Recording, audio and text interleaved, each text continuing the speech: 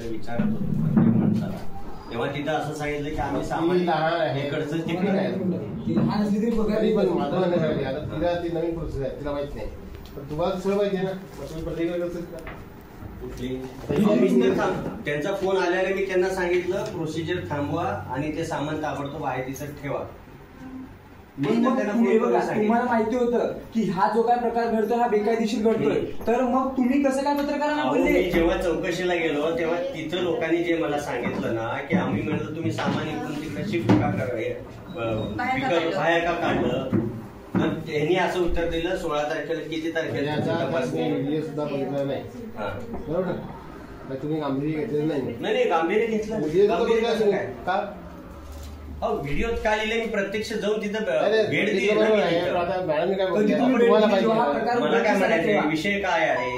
विषय एवढाच आहे की तुम्ही खोटं नाही, मग मिसअंडरस्टँडिंग झालं, खोटं नाही बोलत. पुढचं वाक्य खोटी बातमी पसरवली. पुढचं वाक्य काय आहे त्यांनी लिहिलंय ना, नाही, पण पुढचं वाक्य त्यांनी लिहिलंय ना की मी चौकशी करायला आलोय, मला मॅडमचा आदेश आहे, मी चौकशी करायला आलेलो आहे आणि चौकशी अंती मी अहवाल पाठवून देईन, हे पण त्यांनी छापले ना. त्याविषयी तुम्ही काय सांगता की मी मला दुसऱ्याकडे शिफ्ट करतोय?